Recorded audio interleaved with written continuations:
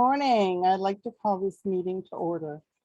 Thank you for joining us during our weekly virtual MLS breakfast meetings.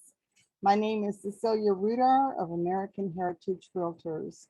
And the last song you heard was a song that my husband and I have been dancing to for the last 52 years, My Love.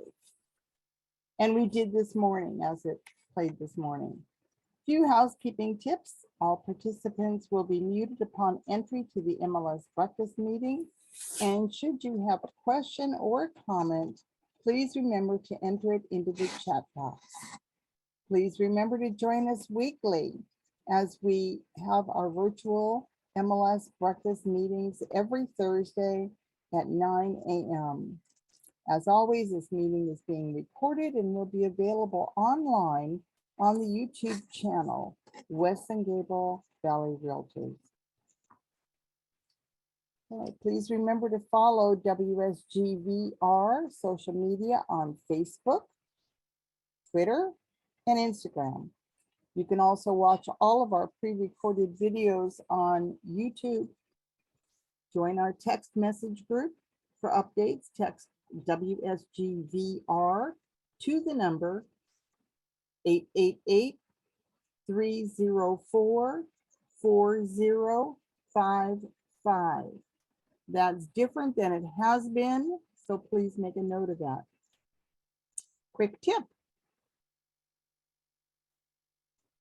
Don't miss an email. Add membership at wsgvar.com and info@wsgvar.com as an email contact. Okay, in Gmail and Yahoo. Add it to your contacts. By adding WSGVAR as a contact, ensures your emails go right into your inbox and not into the junk file and marked as spam. Okay, quick tips is over today's agenda. We have an affiliate spotlight from Sandy Franco. You're gonna love it. From First American Home Warranty. Our speakers today are going to be Sage Gomez, my NHD, Brandon Savransky, First American NHD, and John Wax from Snap NHD. And to be eligible for today's raffle, you must be a WSGVR member, and your name must appear in your picture display there. We will not accept telephone numbers. Okay, affiliate spotlight and introductions brought to you by the affiliate committee. Chair Brandon Savransky, First American NHD, and Vice Chair Joseph Nugent, Pillar to Post Home Inspectors. He happens to be on a cruise right now, so she's coming in from the cruise line, and she says she had a spotty connection. Brandon, are you ready to take over? I'm ready. Okay, go ahead. So this is Sandy's dog Chance, and she's muted. See if she can unmute her. We'll see if she's able to do it. We could hear her perfectly earlier, but as you guys notice, Sandy always sends in. Here I am. Oh, we can hear you. I'm on a cruise ship off the coast of Lower California, Baja, Mexico. So we'll give this a go, people. Chance, this is not a new dog. You all have seen videos of Chance. This is the rescue we got on Christmas Eve, 2016. He is the love of my life. Chance has a special condition where he has to sit upright and eat all of his food in a high chair. So this video shows a little bit about what I have to do to get Chance ready to eat his food. Because it's not just, throw food in a bowl and throw him in his high chair. It is every 10 days. You can hit play whenever you want, Blinn. Every 10 days, I have to get 2 crock pots out and do 6 pounds of chicken and carrots and yams. And then I have to blend it all together so that all of Chance's food is in a liquid form. So this is what I blend. Carrots, oatmeal, cottage cheese, That's what it looks like. My kitchen looks like. It's 20 containers. My refrigerator is all dog food all the time. But I wouldn't have it any other way. Chance brings more to us than the effort that we put out to make such a good dog. The thing with chair all by himself,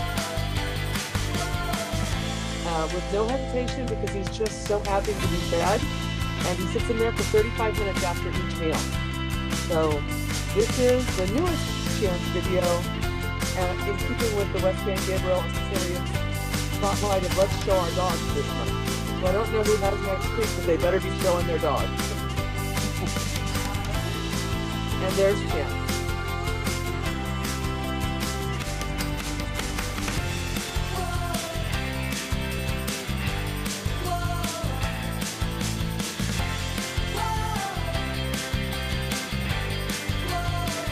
So thank goodness I get to work from home, huh?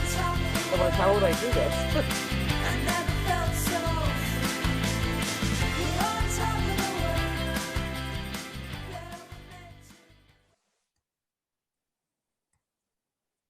And there you go, Sandy Franco, First American Home Warranty, and her dog Chance.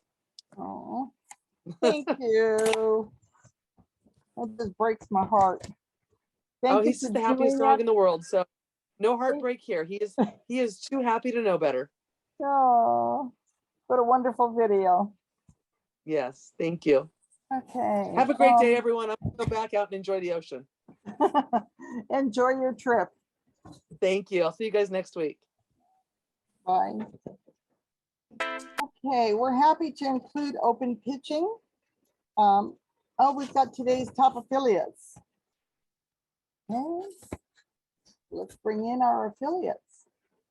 We've got John Wax from Snap NHD. John? Hang on, John. Good morning, everyone. I hope you're all doing well. John Wax with Snap NHD. Have a wonderful day. Good. Mark Wu from Allstate Insurance. Good morning, agency owner Mark Wu for your property insurance needs. 5 languages out of our office, ready and willing to serve you. Thank you, Mark. Joseph Nugent, he is going to be our moderator today for the talks. Go ahead, Joseph. Thank you, Cecilia. This is Joseph with Pillar to Post Home Inspectors. Everybody have a fantastic day, and hope you guys enjoy our panel today. Thanks. Sandy Franco again. Well, she just popped off, I think. Is she still here? No, I think she's gone. I think she's gone. Okay. Sage Gomez from NHD, mine NHD. Good morning, everyone. I look forward to doing this panel with John and Branson. And also, I love that video of Sandy's dog. My sister is eating breakfast right next to me, and she was like leaning over so she didn't get in the camera so she could see the video. So cute. Oh, thank you. All right, Sage. Angie Tang from First American Title. Hi there. Good morning, WSGV. Angie Tang, First American Title. Thank you. Thank you. Teresa Lamb from Corinthian Title. Okay, hi, can you hear me? We can. This is Teresa Lamb with Corinthian Title Company at your service. Good, and have a wonderful day. Thank you, Teresa. Nancy Chan from Lawyers Title.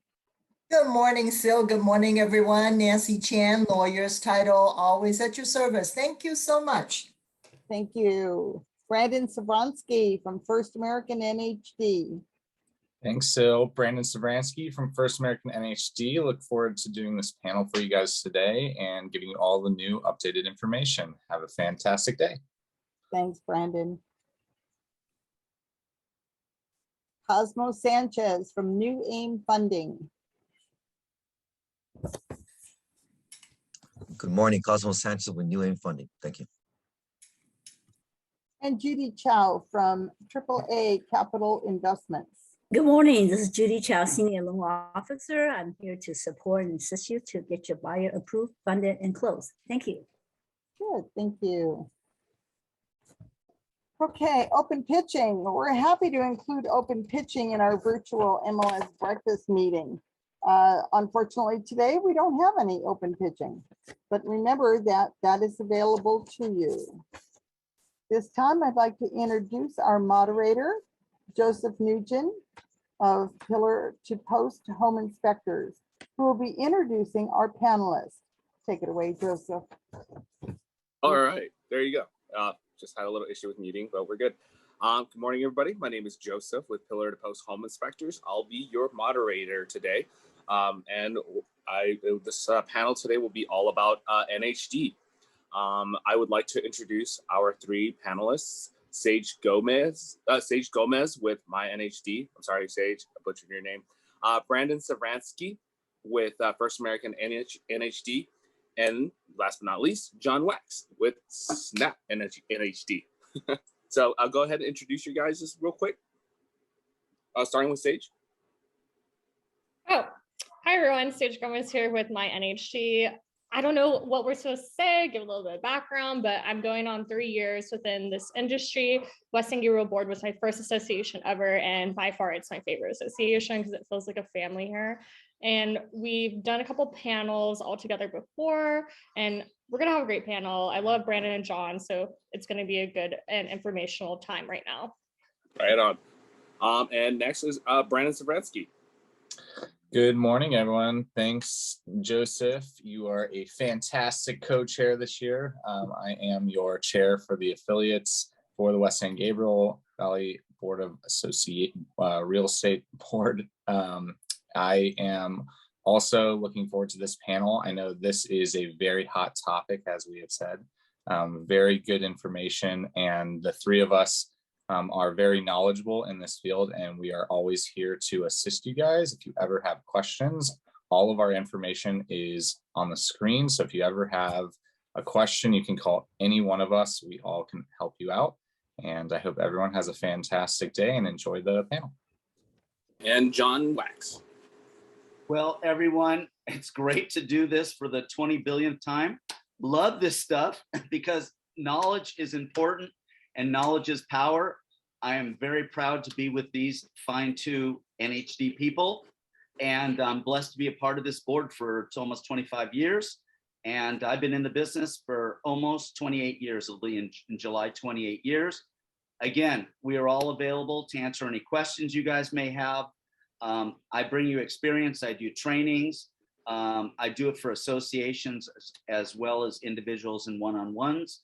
And I look forward to this panel, as I always do every year, and take some notes. If you have questions, reach out to us. Well, I think we'll have some time at the end where you can answer your questions and get things into perspective. I would call this putting the FHDS into perspective. Thank you. Right on. Thank you, John. Okay, so without further ado, let's get started. Here is our very first question, and this is for Brandon. What is defensible space? All right, let's give Brandon a second to get situated. Let's move on to the next one. Come back. Oh, are you there? Okay. Yeah, sorry about that. I don't know what happened. So again, the question is, what is defensible space? Okay, so what is defensible space? So defensible space is the name for a 100-foot area that owners of properties located in fire zones must maintain around the structures on their property. So creating and maintaining this defensible space is very important to slow the spread of a wildfire and reduce the likelihood that the structure will catch fire. So it is important for you for protecting the firefighters who may be on the property defending the structure. So that defensible space is comprised of 2 zones. Zone 1 extends 30 feet, although some localities could extend it further. And this is from the buildings and other structures on the property. And within that zone 1, property owners are required to remove all the dead plants, grass, and weeds. So the vegetation, the dead or dry leaves and pine needles from your yard roof and rain gutters, the branches that hang over the roof and keep the dead branches 10 feet away from your chimney, and You have to trim your trees regularly to keep the branches a minimum of 10 feet from other trees. You need to relocate wood piles to zone 2 and remove or prune flammable plants and shrubs near the windows. Remove vegetation and items that could catch fire around the underdecks, and create a separation between trees and shrubs and items that could catch fire, such as patio furniture, wood piles, swing sets, all of those things. Then the zone 2, this is what extends 100 feet out from the building and the other structures. And property owners must do the following. You must cut or mow annual grass down to a maximum height of 4 inches, which you probably should do because it makes your yard look good, and create horizontal space between the shrubs and trees. You need to create vertical space between the grass, shrubs, and trees, and remove fallen leaves, needles, twigs, bark, cones, and small branches. But you may be permitted to a depth of 3 inches. So that is pretty much the general zone 1 and zone 2. Thank you, Brandon. Next question is for John. What are the defensible space laws?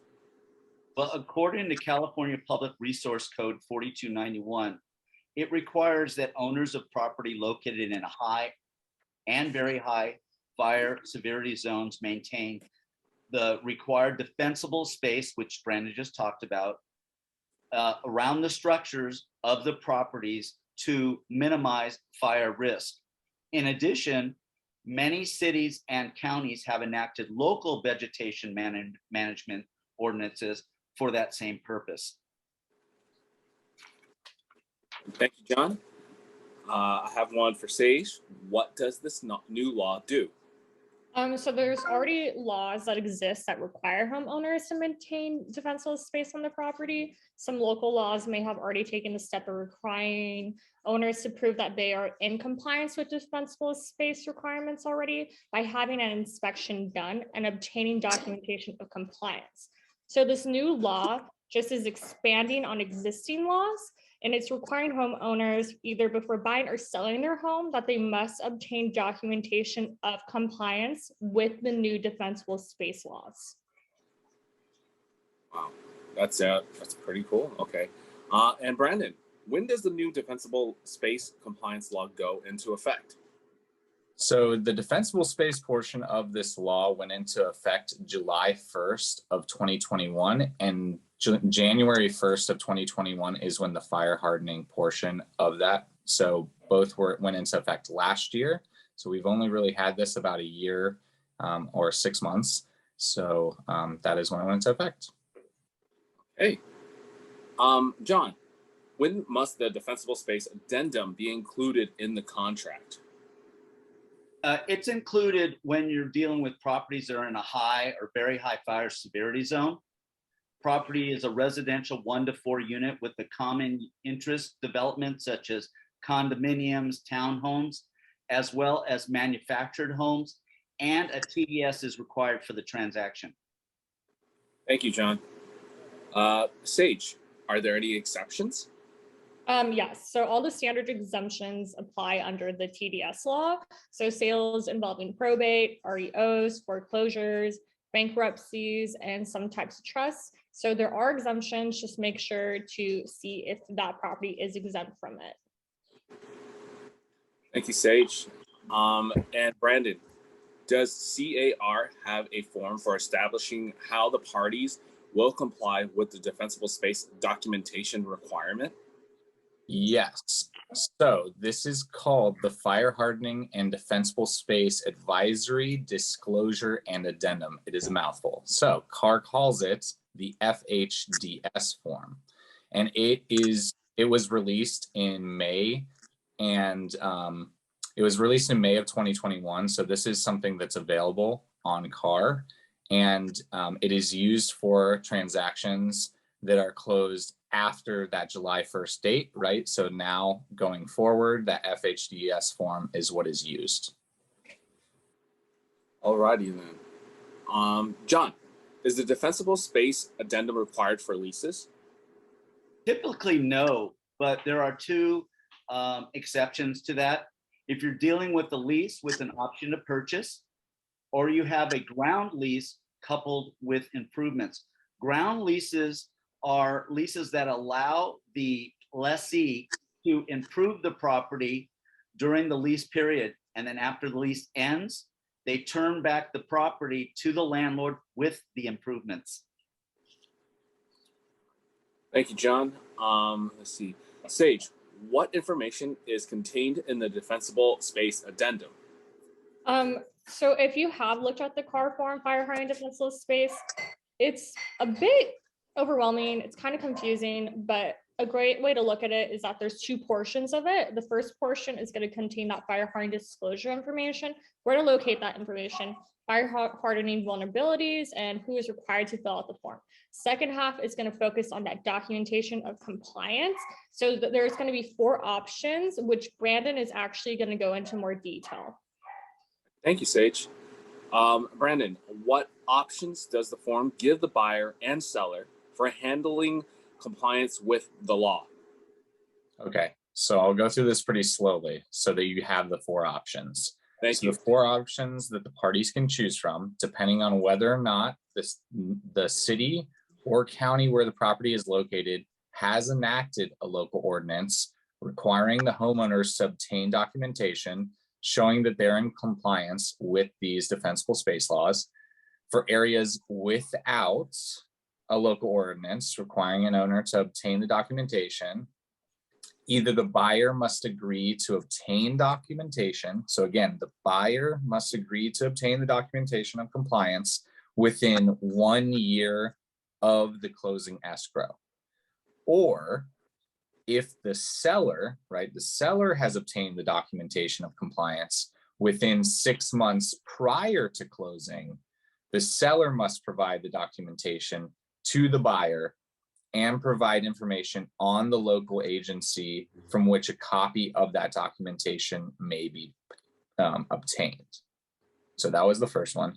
For areas that have enacted, so they have put this into effect, a local ordinance requiring an owner to obtain the documentation that the property is in compliance with defensible space laws, either the buyer must agree to comply with the requirements of the local ordinance.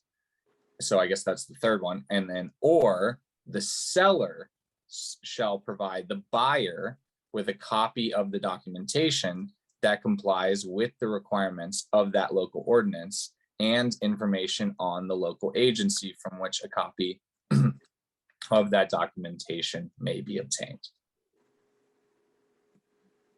Thank you, Brandon, for taking it slow for all of us.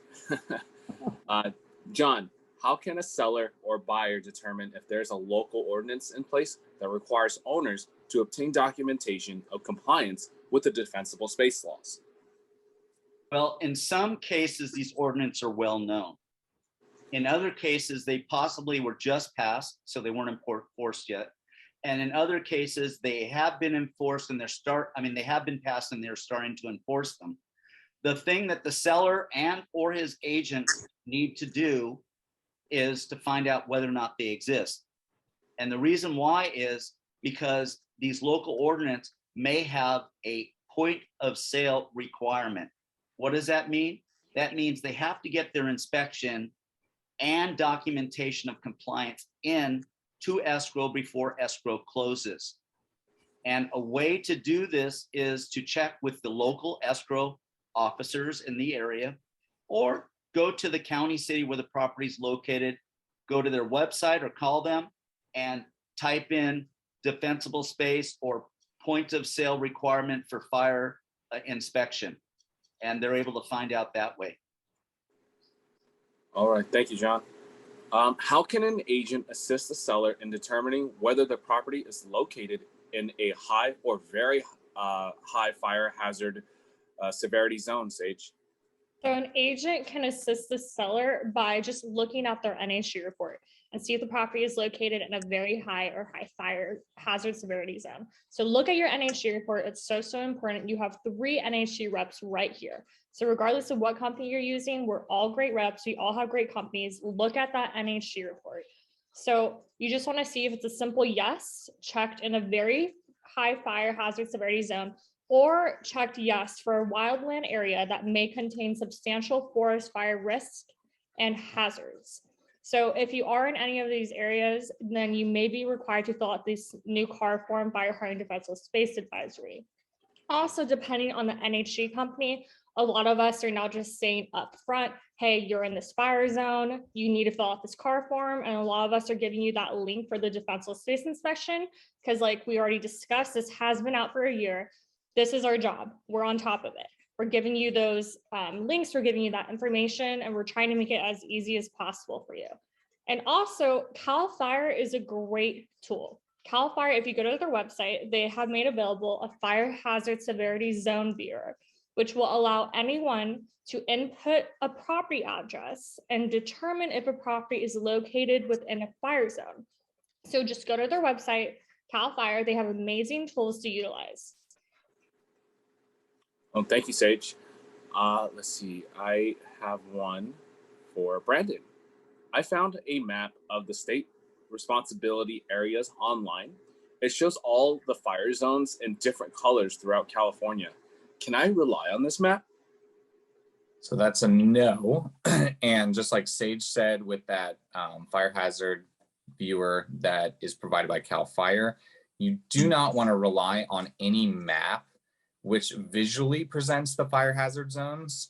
You simply just do not know how accurate this is. So that is why you want to rely on the information within that NHD report that we are pulling. All right, thank you, Brandon. John, how can an agent assist a seller or buyer in determining how to schedule a defensible space inspection in order to obtain the required documentation of compliance? Well, it's not exactly clear if it's within the scope of the broker and agent's expertise to do so. But if they decide to take this on, there are two options. If the property is located in a state responsibility area, as indicated in the NHD, then the property owner should contact the local CAL FIRE station to schedule the inspection. There's two scenarios. They have to decide whether they are doing so in preparation of sale of the property, which they can do and has been provided in the FHDS CAR form, or are they trying to be compliant with their obligation that they closed escrow within a year ago and they're getting the compliance inspection and documentation in place currently. The other thing is are they in a local responsibility area? Property owners should contact the local fire department, and sometimes they're very, very busy. So what they've done, the local fire departments have contracted inspectors with CAL FIRE to carry on the inspections and getting the compliance documentation. The CAL FIRE, I will say, is an excellent website to find out all these things and to find out exactly what's required to be in compliance. But if you want to, on any of the sites, whether it's the CAL FIRE or the local, you go to their website, type in the search bar, defensible space inspection, and it should give you the requirements and how to set the inspections to be in compliance. Another thing I want to point out is when this first started, Santa Barbara County decided they'd be proactive and set up voluntary compliance inspections for defensible space to protect their owners in the county, as well as to minimize the risk. So that was just one of the things they did. Right now, currently, there's only Truckee in Northern California that requires the point of sale compliance documentation and inspection done by the seller. But that's the only one. Everywhere else, it goes by CAL FIRE. Thank you. Thank you, John. Sage, when must the defensible space addendum be provided to the buyer? So ideally, unless the seller is planning to provide the documentation of compliance themselves, the addendum should be included on any seller counteroffer. If not included in the counteroffer, the buyer may sign the addendum after acceptance. So Brandon already went into those 4 options a little bit ago, so just focus on those 4 options. Thank you, Sage. Brandon, what happens if defensible space addendum is delivered after acceptance of an offer or counteroffer, or not at all? So as they discussed before, if the buyer receives the form after acceptance and does not agree to sign it, the seller may be stuck with the responsibility of obtaining the necessary documentation of the compliance with the defensible space laws. So the buyer may have a right to cancel based on non-delivery. And as we stated above, the defensible space form, the home hardening disclosure, is within the TDS family of disclosures. So all disclosures within this TDS law have the same applicability and the same exemptions, and significantly for this question, the same cancellation rights.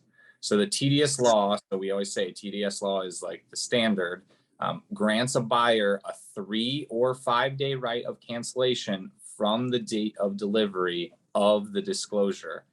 And if the disclosure is made after the buyer has made an offer, 3 days if delivered in person, and 5 days for all other delivery methods.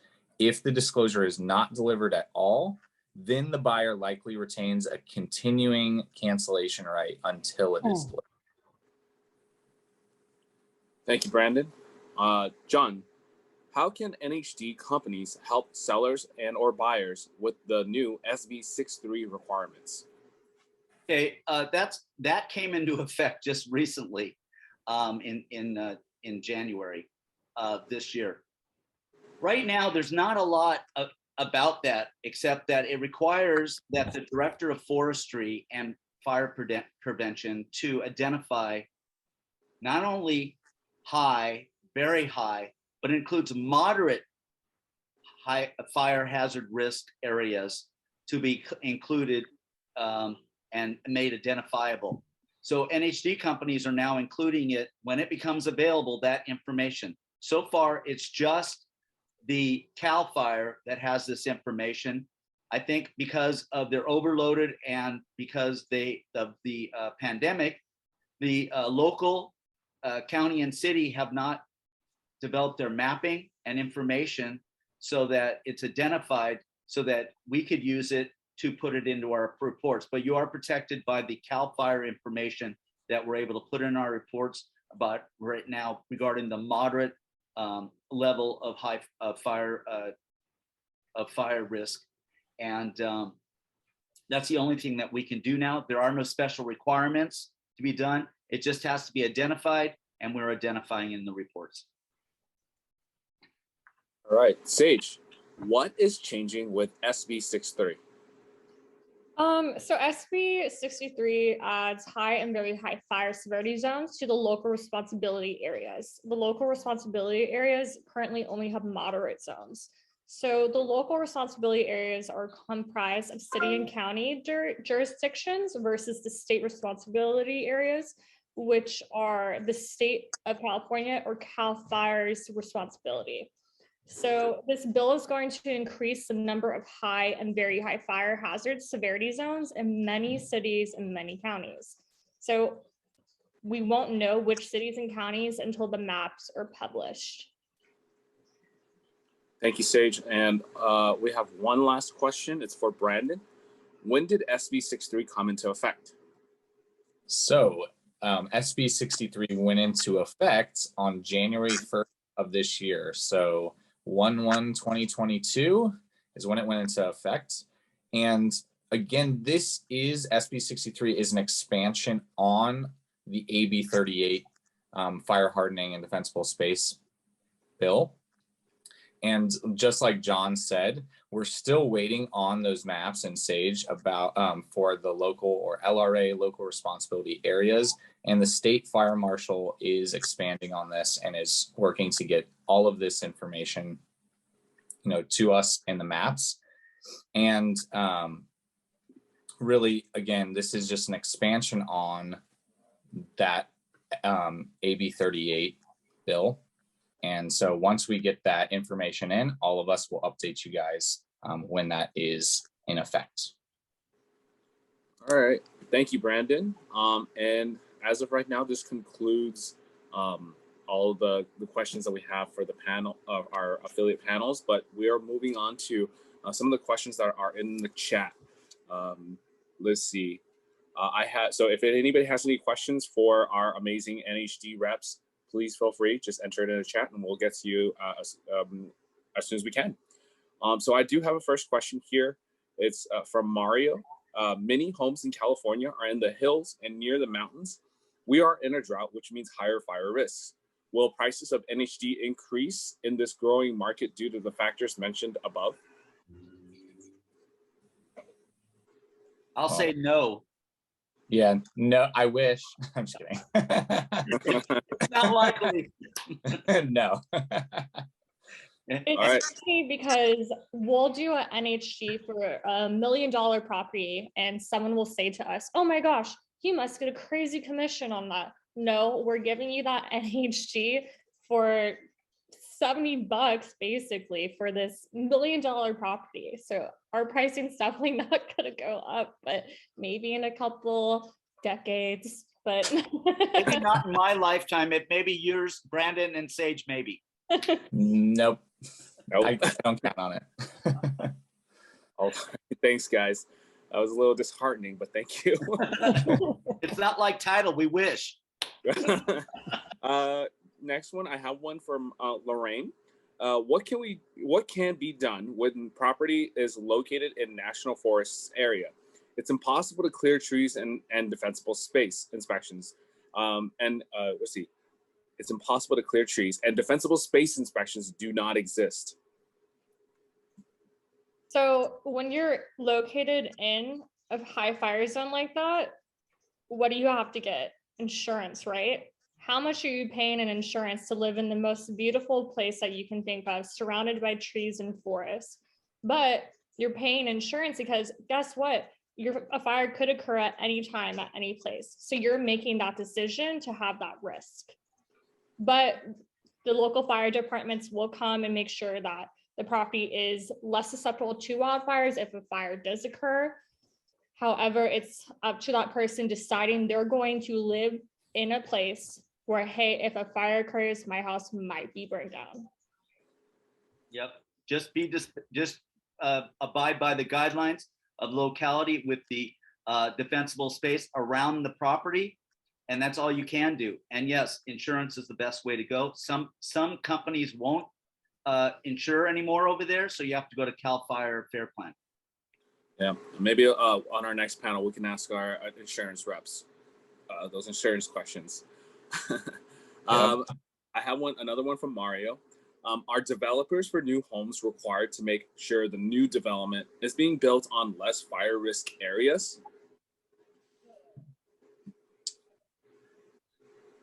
I would say for new homes and codes and what is required because of those new codes, essentially what AB 38 and SB 63 are really doing is it's improving those codes so that they obviously, if it's a new development, they are required to be up to date on those new codes. And I believe that the fire zones and how that affects that new area is obviously taken into account when they do build those new homes.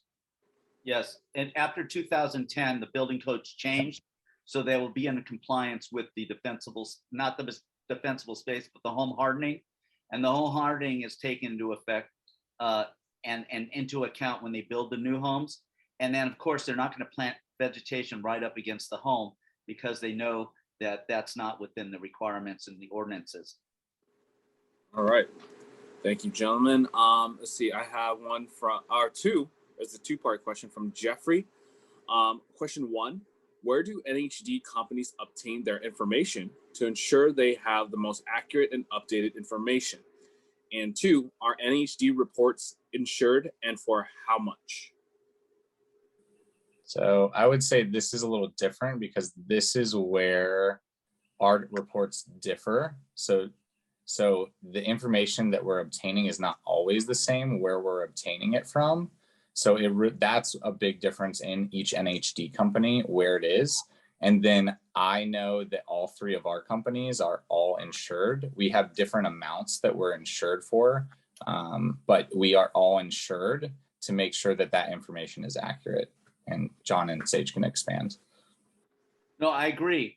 As far as you have to have an E&O insurance to protect all parties of the transaction. So everyone has to have it. Otherwise, you wouldn't be in this business. And as far as the information, we get it from the same sources, federal, state, county, city. As long as it's available, we get it. Yeah, exactly. Any information that we get is public knowledge. So it's going to be in government databases, city and county databases. It's all public knowledge. So we're not just getting this from random websites that aren't backed. It's all public knowledge. Exactly. All right. And I believe all 3 of us own our own data. So that's another important thing you need to know. We're not searching from somebody else, buying data and then providing it to you. It's information that's our data that we're providing to you. And it is backed by E&O insurance as to we're providing it from us to you, and all parties are covered by the E&O insurance. All right, thank you. I hope that answers your question, Jeffrey. And I have one from Tiffany. It's a little bit more personal right now for her. It's so we are in escrow, and it was marked no as a fire zone. As a high fire zone, and the new buyer can't get insurance. Any suggestions? The insurance companies are definitely different from us, and they also use different information and mapping. So that's where the insurance companies we have seen in some cases, especially in the Foothill region, that they won't provide insurance. And again, like we suggested, that CAL FIRE FAIR plan, those are some potentials, but this is definitely, we're not the insurance side, so you may need to defer to Mark Wu or any of the other insurance reps for that. Exactly. We don't insure, we can't provide insurance on the property. We insure the data we provide to you, and that's all we can do. But yes, CAL FIRE is probably your best source if you can't get it from a local vendor. I have one from Nanette. She just wanted to say, great presentation. And her question is, what is the name of SB 63 or the key word? The other 2 SBs are fire hardening and defensible space, which makes it easier to relate the SB number. Thank you.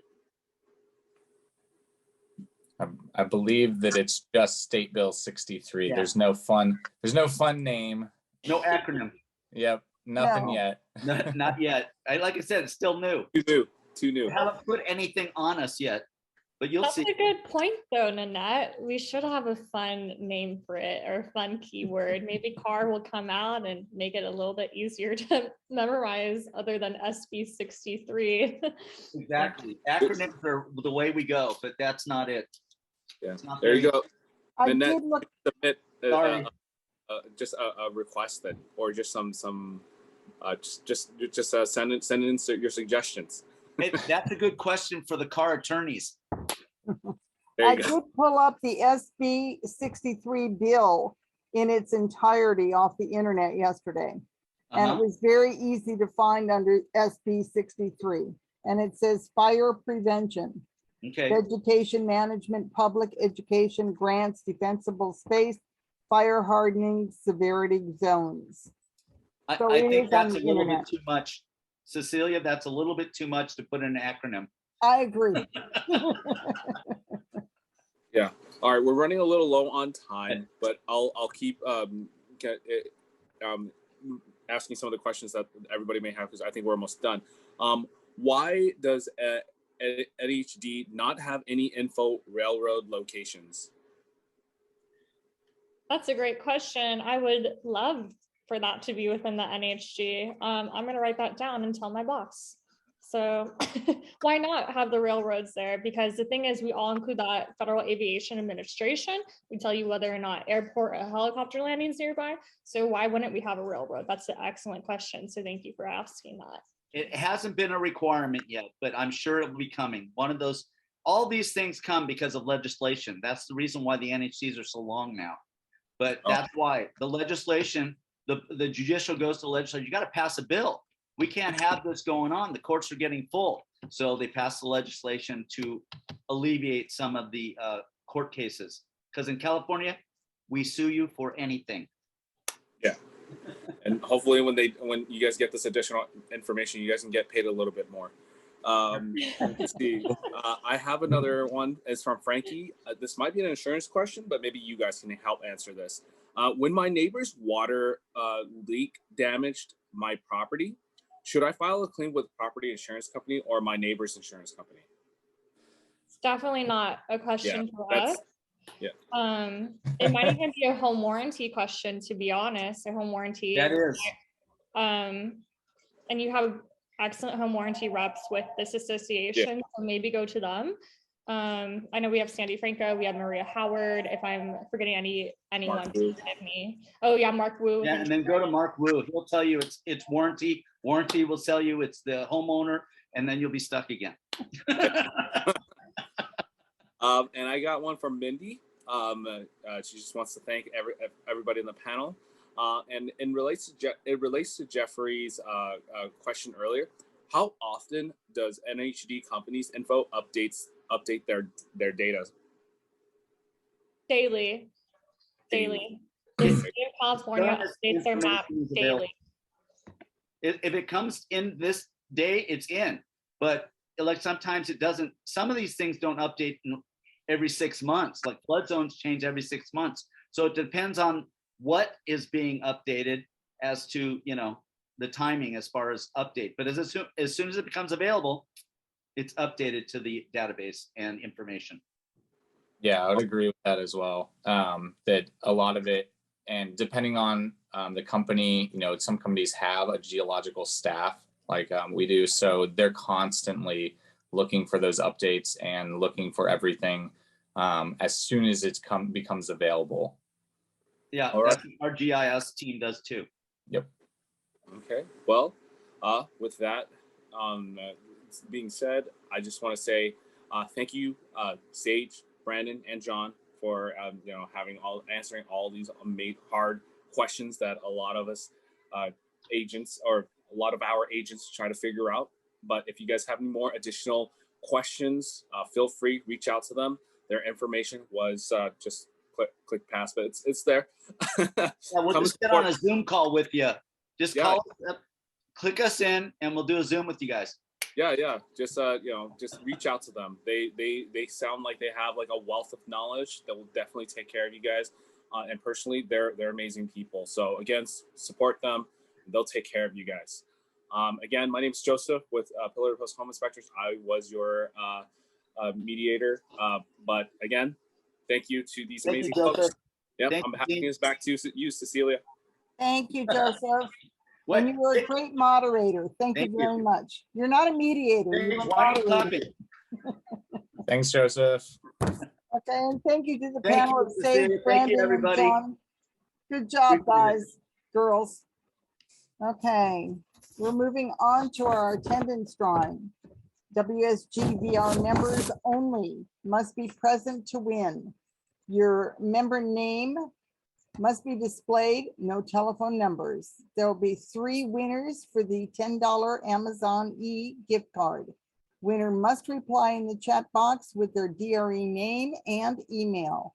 If we call your name 3 times and you do not respond, we will move on. No exceptions. Thank you. Okay, and if we can't unmute you, chat it in the chat box. In fact, do it ahead of time. Just put your name and your numbers in the chat box now, just in case we call your name. Okay, let's spin our wheel.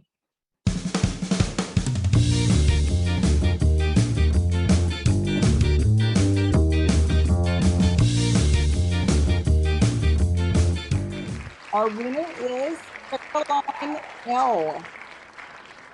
That's a very short last name. Caroline L. Calling Caroline once. Calling Caroline twice. Calling Caroline the third time. I do not see her in the chat box. I don't believe she's here. Okie doke, let's move on.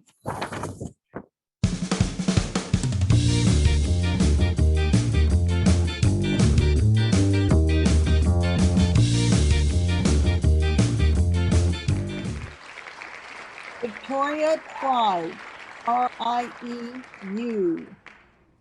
Victoria, are you here? No, don't think she's here. All right, Victoria, sorry.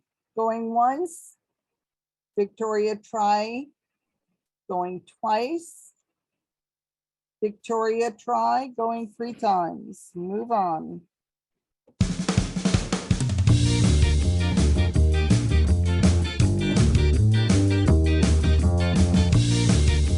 Our third try.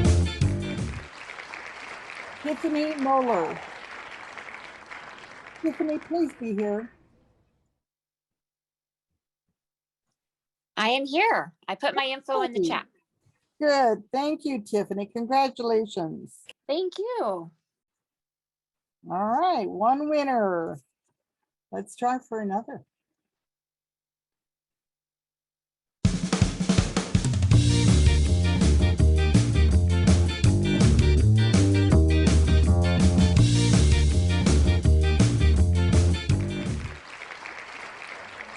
Nancy Foxberger. Nancy, you're usually here. Are you here today? I am here. I'm here. All right, way to go, Nancy. Winner Okay. number 2, put your information in the chat box for Berlin. Thank you. Okay, thank you. Congratulations. Thank you. And number 2, yeah, how about number 2?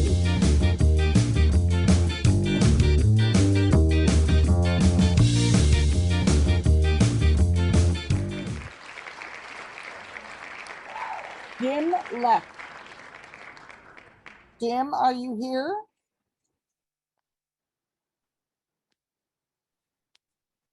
Jim Leck. Calling twice. He is here, but he needs to unmute himself. Not sure if he walked. I am away. here. Oh, there he is. Okay, way to go, Jim. Okay, put your information in the chat box for Berlin, please. Please put your emails in the chat box. All the winners. I don't see any so far. Tiffany, Nancy, and Jim. Get your emails in there.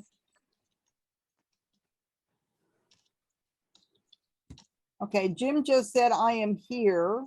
There's Nancy's. There's Jim's. And what about Tiffany? Tiffany, there's Tiffany's. Okay, we got all 3. Thank you very much. Let's move on to our education classes. Okay, education classes. So please join us at Weston Gabriel. We've got wonderful education classes, 45-hour DRE license renewal, continuing education, March 25th, this Friday, tomorrow, 9:30 to 12:30, cost is $85. CSI protection, cyber, social, and identity protection. Class is free on April 5th, 11 to 11:45. 45-hour DRE license renewal, continuing education, April 8th, next week, Friday. And that is an $85 course. Then we've got the Lone Wolf transactions. That's the zip form edition of training on Monday, April 11th from 10 to 11. The cost again is free.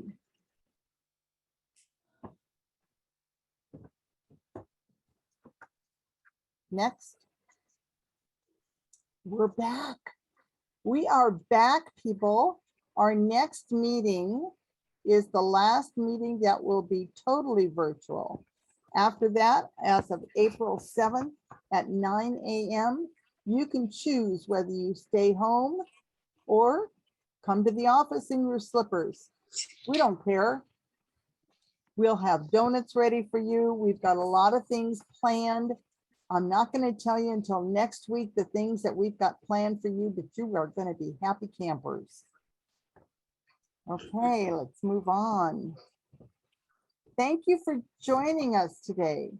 Next meeting is March 31st, and we're going to have the Global Business Council, and they're going to tell us all about their achievements, their awards. They're an amazing group doing amazing things. You're going to love the presentations. Okay, visit us at www.wsgvar.com. Thank you for our affiliates attending today and helping with our presentations and educating us all the time. Our meeting is adjourned. Today's a new day. Start it off, do great things. Don't forget to register for next week's meeting. Thank you.